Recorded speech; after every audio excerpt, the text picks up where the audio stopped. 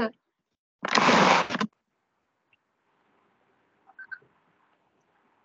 चलिए, अभी लास्ट क्या पढ़ा था हमने? रिसिप्ट की एंट्री हो गई थी। हाँ सर। आगे चलते हैं हम। और रिसिप्ट की एंट्री चेक भी कर ली थी, है ना? हाँ। ठीक है। और पेमेंट की भी हो गई थी, अभी नहीं हुई अपनी? पेमेंट की भी हो गई सर। पेमेंट की हो गई ना? हाँ।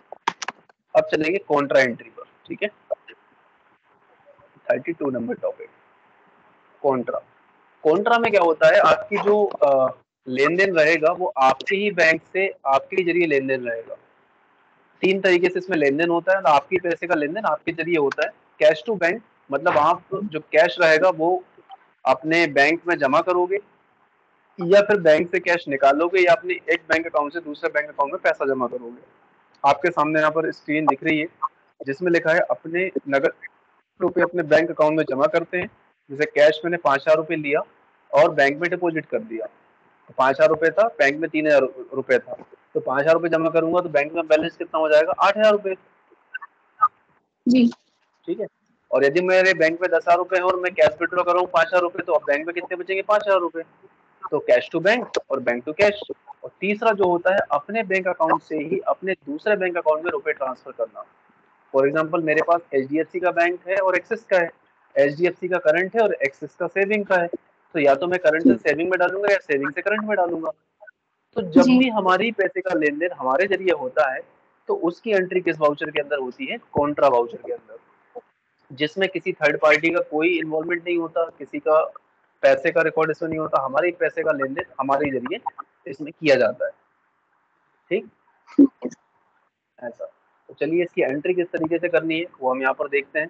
अब यहाँ पर एक चीज आपको याद रखनी होगी, एसेट्स। एसेट्स मतलब क्या होती है? संपत्ति।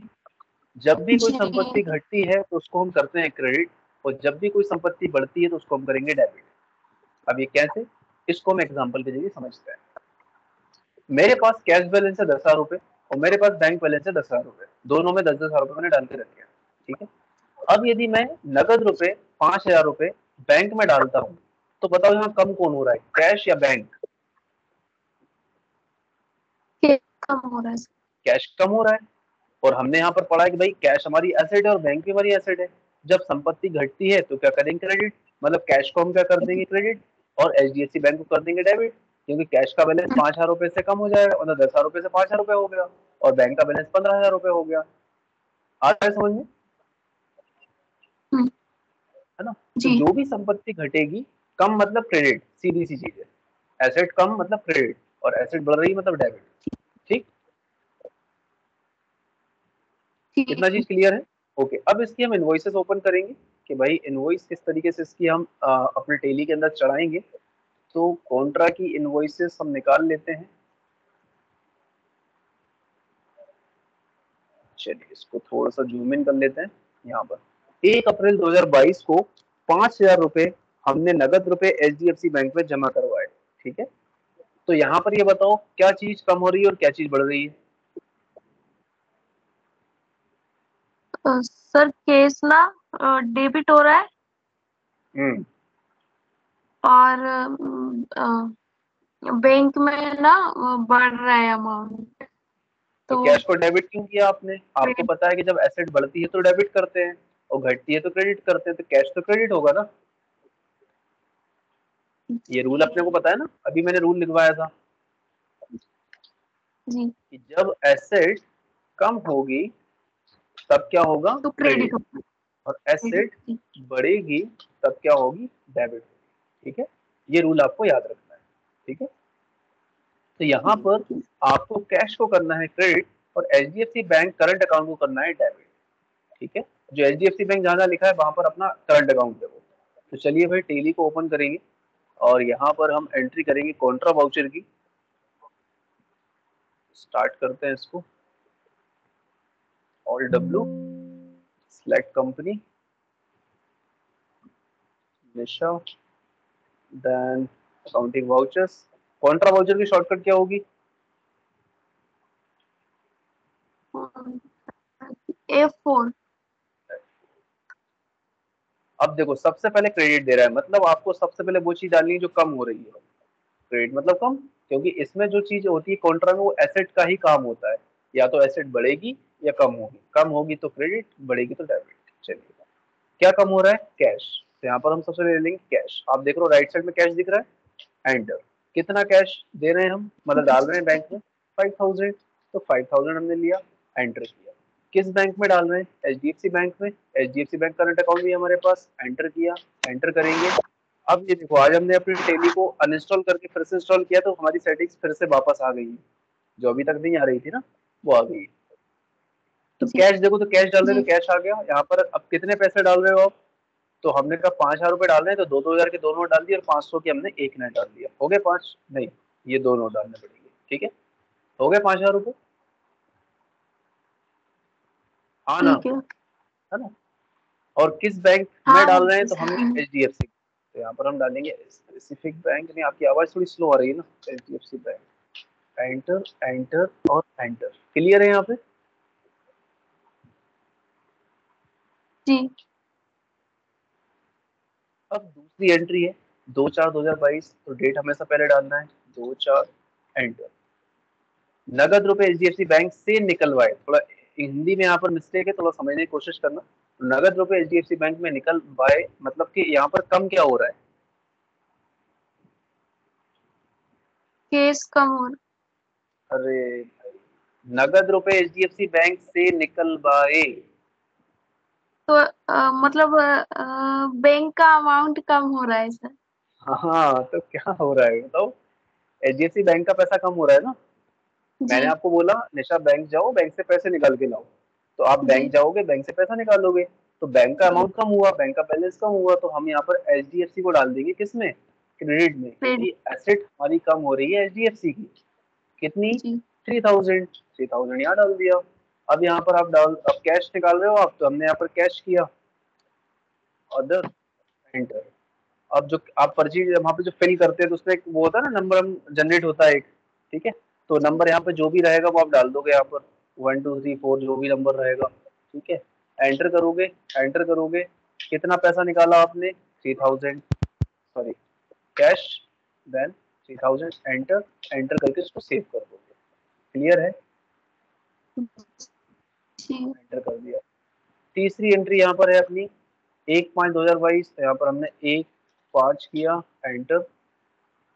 HDFC से SBI में ट्रांसफर किए, तो देखो यहाँ पर HDFC का कम हो रहा है बैलेंस और SBI का बैलेंस बढ़ हाँ रहा है, तो HDFC को हाँ हम कर देंगे क्रेडिट। तो HDFC को हमने ये किया, कितने हजार रुपए से? 6,000 रुपए से। एंटर।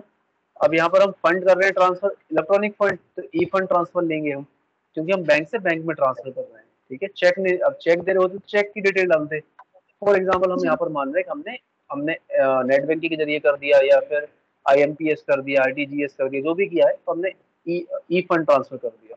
ई फंड ट्रांसफर लिया, एंड किस अकाउंट में ट्रांसफर कर रहे हो? SBI। तो SBI का जो भी अकाउंट नंबर रहेगा, फॉर एग्जाम्पल हमने यहाँ पर ये अकाउंट नंबर लिख दिया, IFSC SBIN 1 2 3 4 5 6।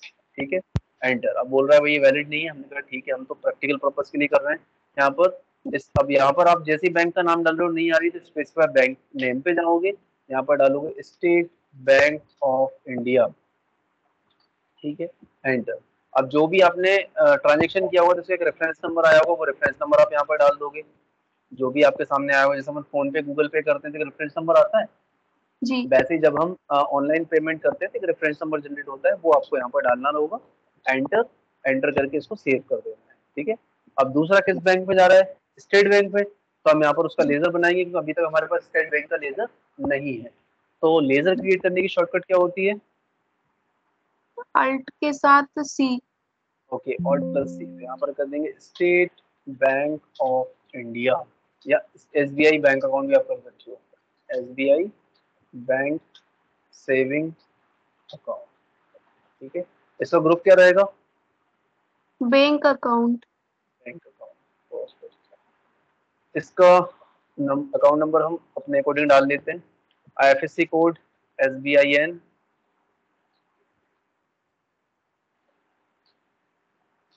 ठीक है, enter. Enter branch Bhopal. Enter, enter, enter.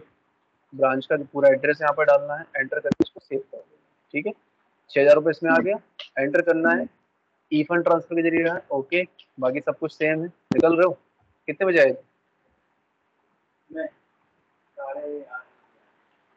7:30 पे तन्मय आए थे, तन्मय तभी आए थे ना, मतलब 7:45 के आस-पास आए थे, ठीक है, ठीक है, परफेक्ट, टाइम हो गया। तो आज कितनी स्पीड आई?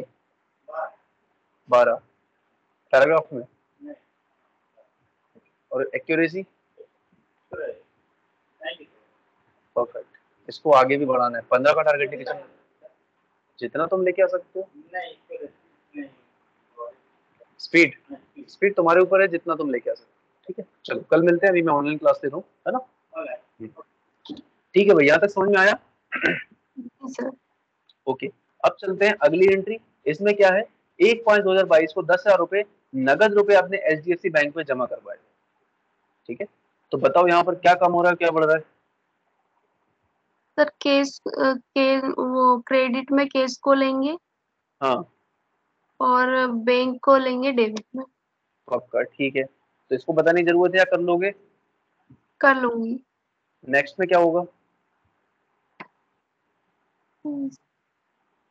इसमें भी केस क्रेडिट में आ जाएगा और बैंक का डेबिट में आ जाएगा। SBI कौन ले लेंगे उसमें, डेबिट में, ठीक है। जी। तो अब मुझे ऐसा लग रहा है कि आप सारी एंट्रीज कर लोगे, सब कुछ बिल्कुल एज इट इज रहेंगी, ठीक है। अब क्वेश्चन ये आता है कि आप कॉन्ट्रा एंट्रीज चेक कहाँ से करोगे, है ना।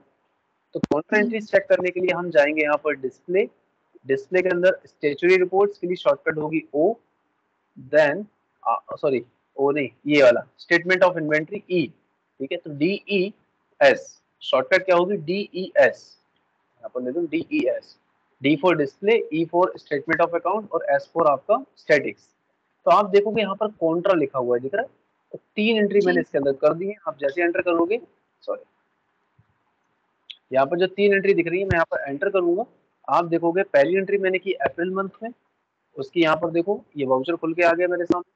दूसरा जो है वो मैंने मई मंथ में की, दूसरा मई मंथ का आ गया, और तीसरा आपका यहाँ पर देखोगे ये रहा, मार्च मंथ में किया है, तो ये मार्च मंथ की एंट्री आपके सामने आ गई। कोई डाउट? जी। नहीं सर। कर लोगे? ठीक है। जी। अब यदि आप उसका प्रिंट आउट चाहिए तो ऑल्ट के साथ पी करोगे, आप यहाँ पर विद प्रिंट प्रीव्यू कर देना, ऑल्ट आई एंटर करोगे तो आपके सामने इस तरीके से कॉन्ट्रा का वाउचर आपको सामने दिखाई देगा, ठीक। ठीक है। तो ये रहेंगी आपकी कॉन्ट्रा की एंट्री, इनको कर लीजिए। और अभी तक जो अपनी क्लासेस चल रही है, कोई डाउट इसमें? नहीं सर, अभी तक तो अभी तक तो कोई डाउट नहीं है, नहीं। ठीक है। चलिए, तो आगे पढ़ना है या फिर क्लोज करें? ये क्लोज करते हैं सर, ये एंट्री कर लूंगी मैं, फिर ठीक है, आगे का। इसको कर दीजिए, मैं आपको मेल कर देता हूँ, है ना। चलो ठीक है सर। ठीक है, okay, good night, bye. Bye sir, good night.